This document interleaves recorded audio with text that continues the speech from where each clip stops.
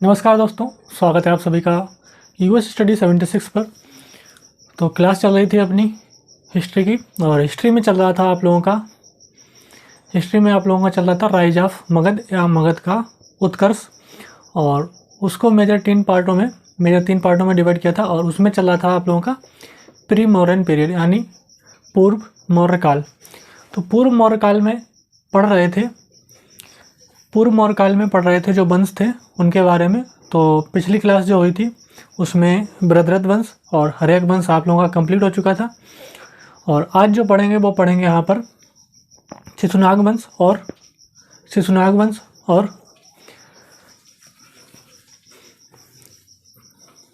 वंश पढ़ेंगे इसमें, और उसके बाद में पढ़ेंगे नंद वंश। तो यहाँ पर देखिएगा, तो पढ़ेंगे यहाँ पर शिशुनाग वंश और नंदवंश। तो आज आप लोगों की क्लास 12वीं है। इससे पहले आप लोगों की 11 क्लासें हो चुकी हैं, तो जल्दी से जाकर वो क्लासें भी देख लें। जिन लोगों ने अभी तक नहीं देखी है तो वहाँ से अपना पिछला वाला जो है सिलेबस वो कवर करते हुए चलें। तो देखिए, आज पढ़ेंगे, तो क्लास है अपनी राइज ऑफ मगध का उत्कर्ष, उसमें पढ़ेंगे आज शिशुनाग वंश। तो देखिए यहाँ पर शिशुनाग वंश कब से कब तक रहा था? 412 BC से लेकर 344 BC तक, यानी कि 412 बिफोर क्राइस्ट से लेकर 344 बिफोर क्राइस्ट तक रहा था। और इसके फाउंडर थे या संस्थापक थे शिशुनाग। तो शिशुनाग थे, और शिशुनाग के ही नाम पर इस वंश का नाम शिशुनाग वंश पड़ा। तो शिशुनाग वंश का शासनकाल कब से कब तक रहा था? शिशुनाग वंश का रहा था 412 BC से लेकर 394 BC तक, यानी कि 412 बिफोर क्राइस्ट से लेकर 394 बिफोर क्राइस्ट तक किसका रहा था शासनकाल? शिशुनाग वंश का।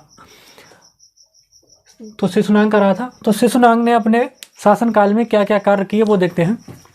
तो शिशुनाग ने अपने शासनकाल में क्या क्या कार्य किए तो वो देखते हैं यहाँ पर पहले। तो देखिए शिशुनाग ने क्या किया था। यहाँ पर शिशुनाग ने क्या किया था? अवंती पर अधिकार करके प्रद्योत वंश का अंत किया था। जो वहाँ के राजा थे चंद्र प्रद्योत अवंती के, उस वंश का इन्होंने अंत किया था। और अवंती को क्या किया था? इन्होंने अपने साम्राज्य मगध में मिला लिया था, मगध साम्राज्य में मिला लिया था। उसके बाद इसने एक काम और क्या किया था? मगध की जो राजधानी पाटलिपुत्र थी उसको पाटलिपुत्र से वैशाली स्थानांतरित कर दिया। मगध की जो राजधानी पाटलिपुत्र हुआ करती थी उसको पाटलिपुत्र से वैशाली स्थानांतरित कर दिया। अब बात करते हैं, इससे यहाँ पर दो ही पॉइंट बनते हैं। अब इसका उत्तराधिकारी जो बना वो था कालाशोक। वो बना कालाशोक, और वो इसका पुत्र था। उत्तराधिकारी इसका पुत्र बना कालाशोक। अब बात कर लेते हैं कालाशोक का कब से कब तक शासनकाल रहा। तो कालाशोक का शासनकाल रहा था 394 बिफोर क्राइस्ट से लेकर 396 बिफोर क्राइस्ट तक। देखिए, कालाशोक को एक काकवड़ नाम से भी जानते हैं, और ये काकवड़ नाम से क्यों जानते हैं? क्योंकि ये काला था, इसलिए इसको काकवड़ नाम से भी जानते हैं। तो कालाशोक के शासनकाल में क्या हुआ था? 383 BC में इसने क्या किया था? बौद्ध महासंगीति कराई थी वैशाली में। द्वितीय बौद्ध महासंगीति कराई थी इसने वैशाली में। ठीक है, द्वितीय बौद्ध महासंगीति कराई थी इसने वैशाली में 383 BC में। कहाँ पर? वैशाली में। इसने भी क्या किया था? इसने जो राजधानी वैशाली थी, वैशाली से पाटलिपुत्र स्थानांतरित कर दी थी।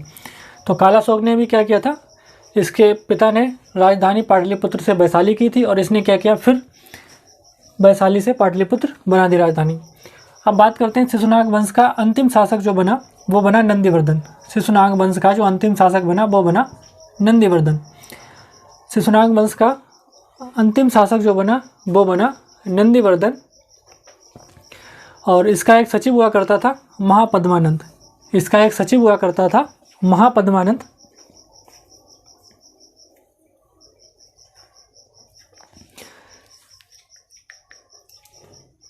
इसका एक सचिव हुआ करता था महापद्मानंद।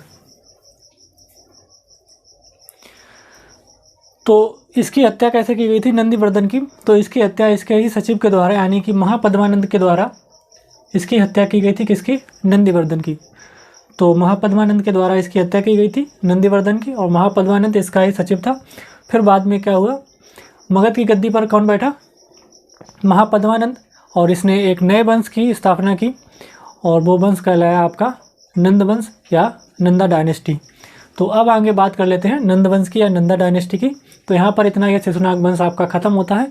तो अब बात करते हैं नंद वंश की या नंदा डायनेस्टी की।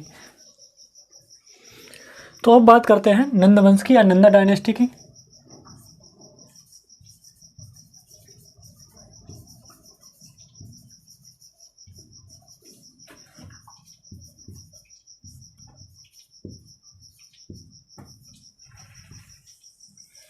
अब बात करते हैं नंद वंश की या नंदा डायनेस्टी की। ये कब से कब तक रही थी?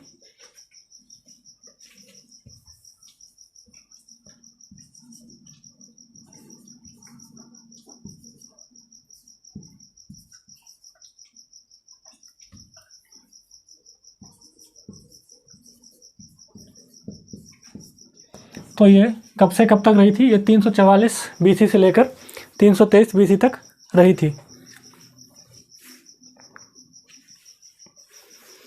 तो ये कब से कब तक रही थी? नंदा डायनेस्टी 344 बीसी से लेकर 323 बीसी तक रही थी। और इसका फाउंडर कौन था, संस्थापक कौन था? महापद्मानंद।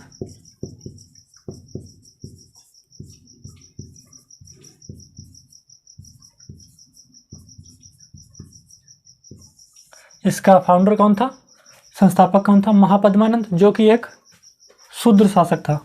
इसको ऐसा माना जाता है कि ये शूद्र था। ये माना जाता है कि ये उस टाइम का शूद्र शासक था। तो नंदवंश का संस्थापक था महापद्मानंद, और ऐसा माना जाता है कि ये भारतीय इतिहास में प्रथम शूद्र शासक था। कौन? पद्मानंद। और ये बहुत ही ज़्यादा पराक्रमी शासक था नंदवंश का। ये बहुत ही ज़्यादा पराक्रमी शासक था नंदवंश का, सबसे पराक्रमी शासक कहा जाता था। और इसने क्या किया था? इसने कलिंग पर आक्रमण किया था। ही अटैक्ड ऑन कलिंग।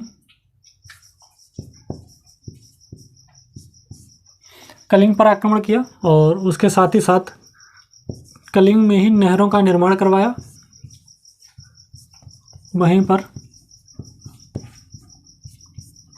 कलिंग के विजय के उपलक्ष्य में इसने वहां पर नहरों का निर्माण करवाया था।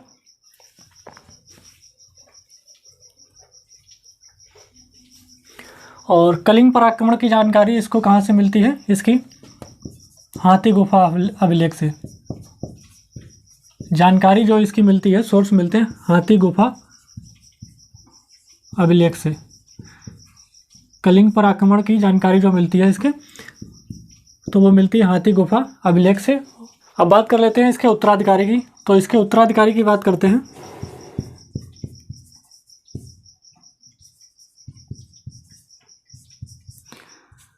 तो इसके उत्तराधिकारी की बात करते हैं। तो इसके उत्तराधिकारी में इसके 8 पुत्र थे कुल। इसके 8 पुत्र थे और 8 पुत्र एक एक करके सिंहासन पर बैठे। और सबसे अंतिम शासक था जो नंदवंश का, वो था घनानंद।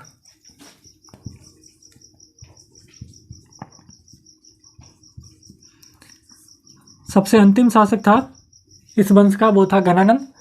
और ये इसका 8वां पुत्र था।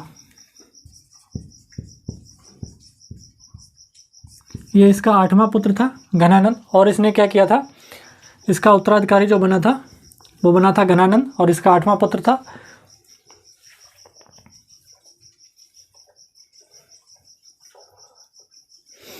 इसी घनानंद के ही शासनकाल में 326 बिफोर क्राइस्ट में सिकंदर ने आक्रमण किया था।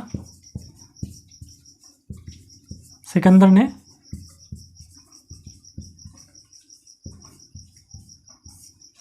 326 बीसी में, इसी के शासनकाल में, घनानंद के ही शासनकाल में सिकंदर ने आक्रमण किया था। और इसकी मृत्यु कैसे हुई थी, इसको कैसे हटाया गया था? ऐसा माना जाता है कि इसने अपनी जनता पर अत्यधिक कर लगा दिया था, जिसकी वजह से इसकी जनता थी वो इससे नाराज हो गई थी।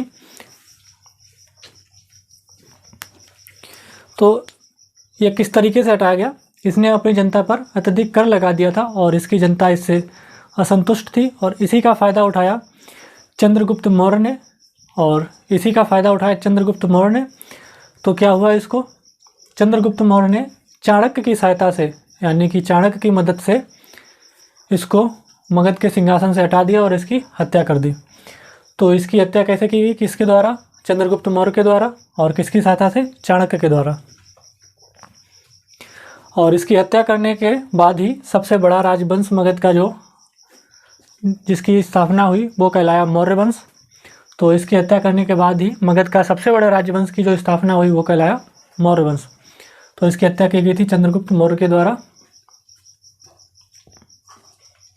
तो इसकी हत्या की गई थी चंद्रगुप्त मौर्य के द्वारा।